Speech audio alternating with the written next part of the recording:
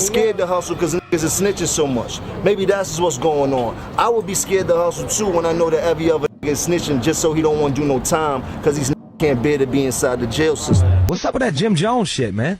Hip-hop, of course, you know, is a competitive sport. But on the other end of it, it's like certain people shouldn't be able to say your names until they've done something in the genre of music. I've done too much in this music to even have to answer that question. Like, Jim Jones, who is Jim Jones? Like, he's not on anyone's top 10 list. He's not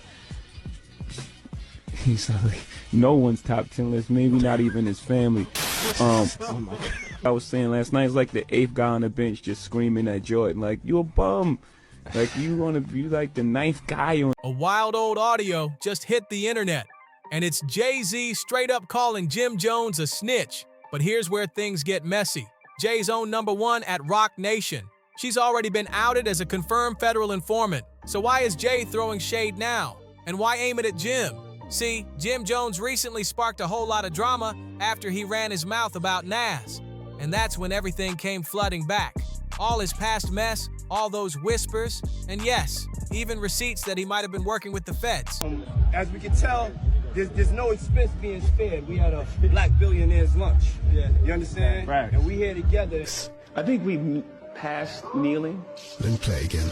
But this time, look at the reaction of the lady sat just behind him. The reason why she's worried about how Jay would respond is because she's the CEO of Rock Nation. But in her former life, she was a federal informant. But here's the head scratcher. If Jay-Z really got a zero-tolerance policy when it comes to snitches, why is his own right-hand woman at Rock Nation a known fed?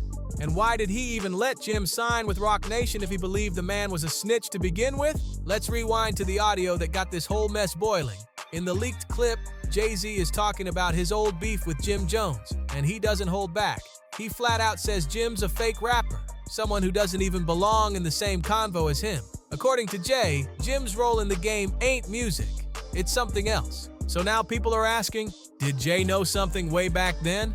Was he hinting that Jim had ties with the feds before anyone else picked up on it? And if Jay really believed Jim was an informant, why bring him into Rock Nation's circle later on? Now let's break down the Fed talk that's been surrounding Jim for years. These rumors aren't new. They've been floating in the background for a minute.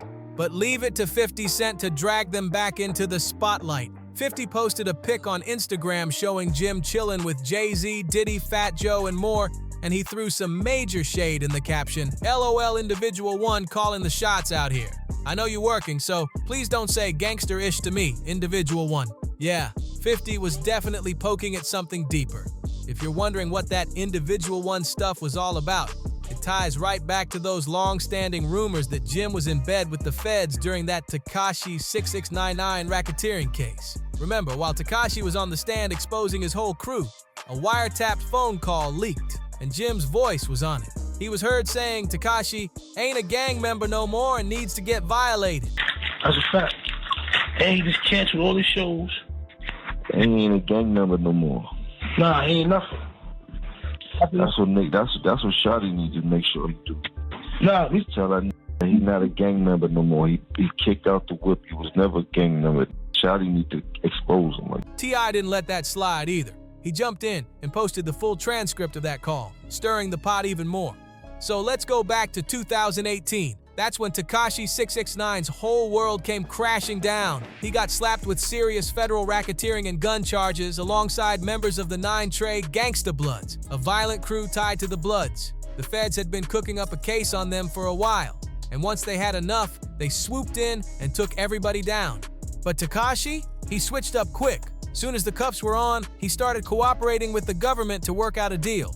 And by September 2019, his courtroom testimony turned into a full-blown snitch fest. He got on the stand and started naming names, dropping dimes on Anthony Harv Ellison, Al Jeremiah, Nuke Mack, and a few others. He laid out every dirty move 9 Trey had ever pulled.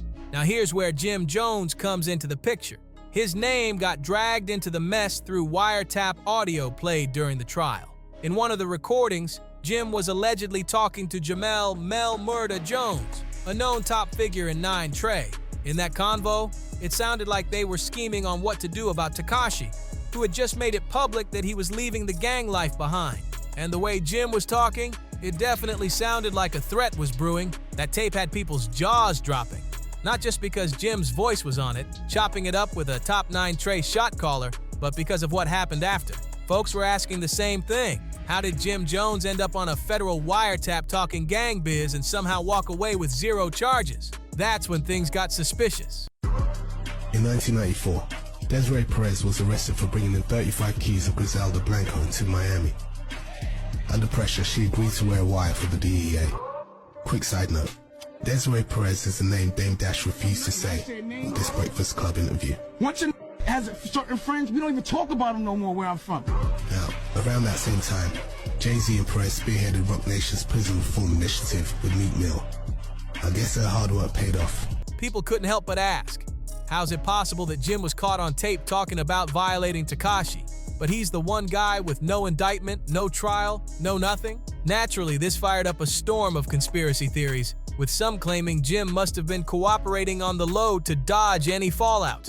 And no one pushed that idea harder than Wack 100, who went all in on calling Jim out. Wack 100 didn't hold back. He flat out called Jim Jones a federal informant, claiming the only reason Jim didn't land in cuffs was because he was cutting deals behind the scenes with law enforcement. Wack kept the pressure on, doubling down during clubhouse convos, interviews, and even while talking to Tekashi himself. He even threw a challenge Jim's way. Show the receipts. Prove you weren't cooperating. But guess what? It didn't end there. Another twist came when Jaja, a former Dipset member, jumped in and threw even more heat on the situation. She claimed she had receipts showing that Jim actually set up his own friend, Mel Murda. Now that accusation had the streets buzzing. So now that we've laid out the full picture of where all the Jim Jones is a snitch talk came from, let's circle back to Jay-Z. Because to understand why Jay might have lined Jim up for this kind of public embarrassment, you gotta look at how deep their beef really runs. Jay and Jim been locked in a quiet war for years, like over a whole decade. This drama stretches way back to the early 2000s. It all kicked off in 2002, when Dame Dash brought Cameron and Jim into Rockefeller Records. That move sparked tension, especially after Jim claimed Cam was promised a VP role at the label. But Jay? He never backed that claim. In fact, when asked, he told the source, "That's not taking effect as of yet. I think the talk is a little premature right now." First of all, let's get right to it. There seems to be some drama. You and The Rock, Jay-Z, you try to diss. You did diss him. I diss nobody. You dissed him. I diss Michael Jordan. Oh man, we just there's no drama, man. No, we're gonna get to that.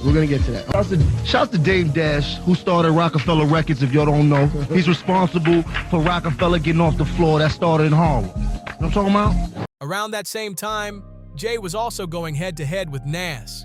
And in the middle of all that, he jumped on a remix of Cam and Jules Santana's hit Oh Boy to sneak in some jabs at Nas. But Cam and Jim weren't feeling it at all. They straight up refused to drop the remix, and Cam even sliced Jay's verse off the record completely. Later, Cam said he wasn't about to let Jay use their track to fight his own personal war.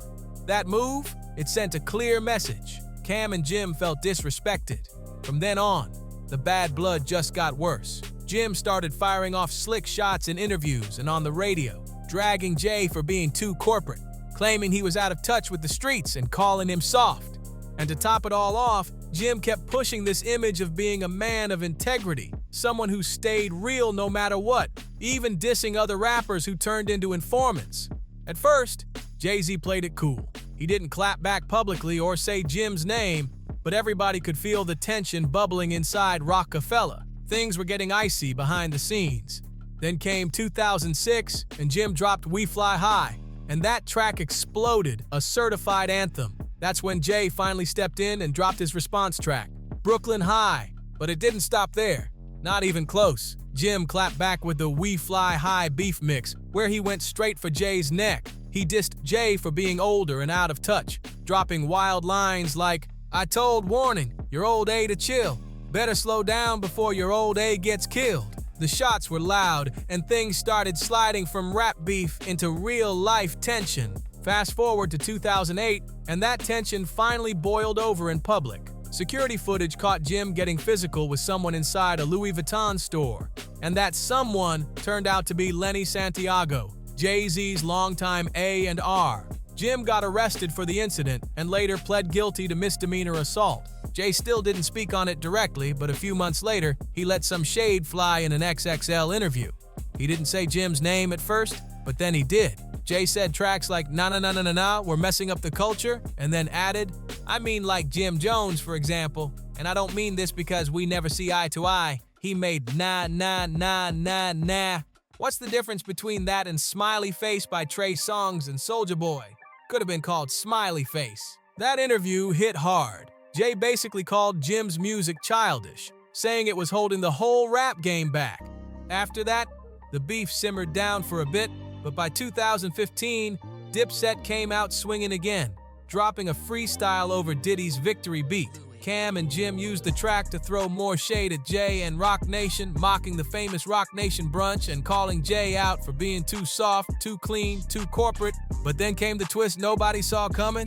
Out of nowhere, Jim did a full 180. He went from dissing Jay for over a decade to begging for a seat at the Rock Nation table. By February 2017, after 13 years of nonstop beef, Jim Jones made the most unexpected move. He officially signed with Rock Nation and joined Jay's camp. And Jim, he didn't try to lay low, not even a little. He started flexing hard, bragging about getting invited to Jay-Z's Rock Nation brunch, the same event he used to trash in interviews. Now suddenly he's all smiles and suits, singing Jay's praises in public, doing whatever it took to show he was loyal to the brand. It was a full-blown image flip, but Jay, still silent. He barely acknowledged Jim's new deal with Rock Nation. No warm welcome, no shout out, no post, nothing. It was all very clear. Jay was keeping it strictly business. He didn't want people thinking he and Jim were suddenly besties. And that's what made folks start talking. What if Jay giving Jim a deal wasn't a truce? It was a chess move? Cause if there's one thing Jay's known for, it's absorbing his rivals and flipping the power dynamic. Just look at the pattern. The LOX, Fat Joe, J. Cole, Meek Mill. They all had smoke with Jay at one point. But in the end, they all wound up under Rock Nation. And with Jim, it was the same pattern, but colder. Jay brought him in, signed the paperwork, and then kept him at a distance like he never even knew the man. So was this just Jay protecting his billion-dollar image, especially with all the Tekashi wiretap drama floating around? Now, here's where it gets real messy. Jay's whole "I don't mess with snitches" image might be just that, an image. Because let's not forget, Desiree Perez, the president of Rock Nation, is a documented federal informant. That's not gossip, that's public record. So if Jay is comfortable doing business with a confirmed informant, why would he ghost Jim over a rumor? That's when the whispers turned into real questions. What if Jay-Z's not out here playing fair at all? What if it's never been about loyalty, just power and control? Think about it. Jay didn't need Jim, not in the slightest, but Jim needed Jay. And when Jim's name came up in those wiretaps, Jay didn't react emotionally. He just did what he's always done best, protect the brand. So maybe it wasn't about Jim being a snitch, maybe it was about Jim not being his snitch. And that right there, that opens up a whole new conversation about what really goes on behind the scenes at Rock Nation. Want to keep up with the wildest twists, biggest industry secrets, and stories they don't want you to hear? Then don't forget to like, share, and subscribe to Juicy Scoop TV, where the tea's always hot and the truth cuts deep.